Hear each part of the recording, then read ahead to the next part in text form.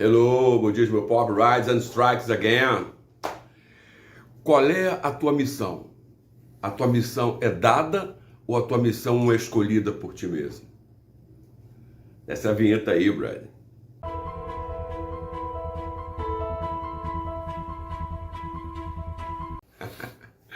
Aqui estamos, Budismo Pop na área outra vez, né?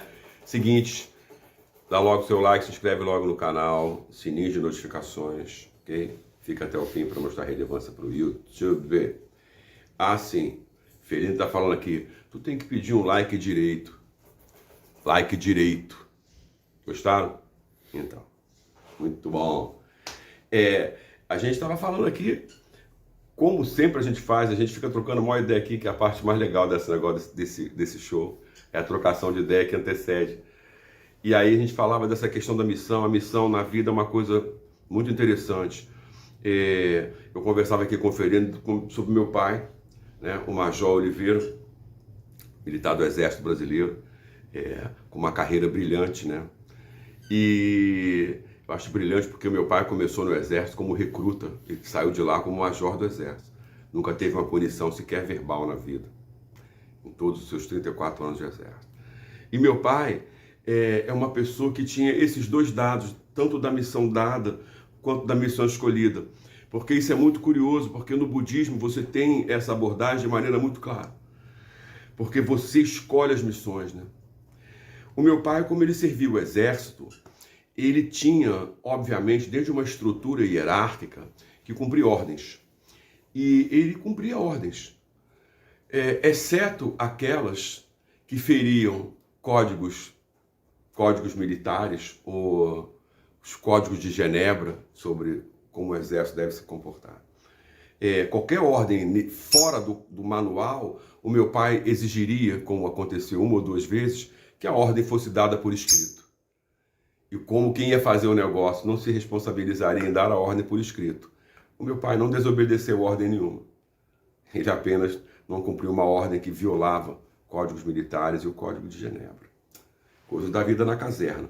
Agora, é interessante como é que era a adequação do senso de missão dele à realidade que ele próprio havia escolhido. Por isso que eu gosto dessa coisa da simultaneidade do budismo. A missão dada e a missão escolhida, praticamente a palma e as costas da mão. Porque em todo o tempo que meu pai serviu fora do Rio de Janeiro, ele foi servir no Rio de Janeiro, fora do Rio de Janeiro, em Recife, em 1974.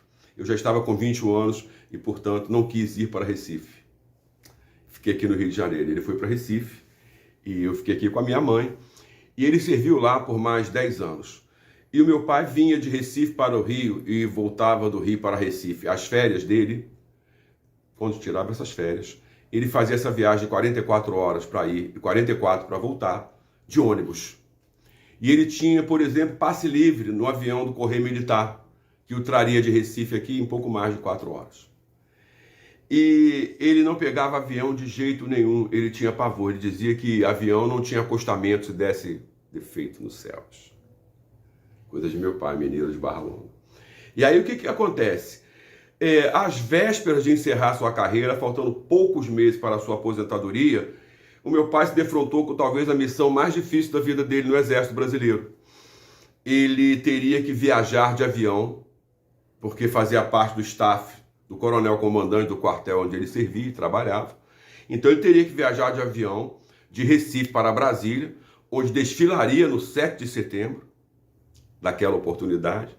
Se não me falha a memória, isso foi em 83. E teria que voltar de avião de Brasília para Recife. E esse evento é muito interessante, muito marcante, porque eu sabia muito bem como ele se sentia pessoal e particularmente a respeito de aviões. E certa feita eu perguntei para ele, depois que ele já estava aqui morando no Rio, aposentado, em Volta Redonda, como teria sido aquilo, né? Já que ele tinha simplesmente pavor de avião. E ele declarou para mim assim, entrar no avião naquela oportunidade era missão, e eu encarei como se estivesse indo à guerra, porque na guerra o militar vai para viver ou morrer. Sensacional. Eu achei isso sensacional, porque o meu pai sempre foi um cara cumpridor das missões que a ele foram dadas. Mas ele jamais foi voluntário para missão nenhuma. E por outro lado, mesmo tendo que cumprir as missões que lhe eram dadas pela hierarquia do exército, ele soube inclusive escolher aquelas que ele não deveria cumprir, já que estava apenas cumprindo ordem, pode esconder coisas muito estranhas por detrás. Só para a gente lembrar que quando a gente vislumbra essa abordagem e coloca diante dela a questão budista, a gente percebe exatamente a ética budista por trás da atitude do meu pai, que não era budista. O meu pai era um Buda por conta das ações e da maneira como ele operava o mundo. Mas ele tinha uma outra abordagem religiosa, que não cabe aqui agora, porque, obviamente, nessa altura já atingiu a iluminação, porque nirvanizou em 2005.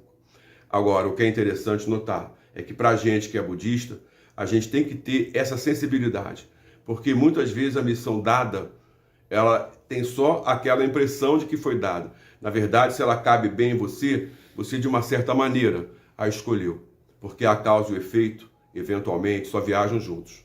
A causa e o efeito são simultâneos. De modo que a gente tem que pensar como é que a gente encara as missões que a gente abraça. Principalmente em se tratando das missões que a gente abraça para o Kosen Rufu, na prática da fé, né? Para fazer valer o budismo de Nichiren Daishonin, da BSGI, da SGI. By the way, não falamos pela BSGI, não representamos a SGI. Somos membros, quadros e associados. Beleza? Cuidado com a ilusão, cuidado com a escuridão. A gente se vê.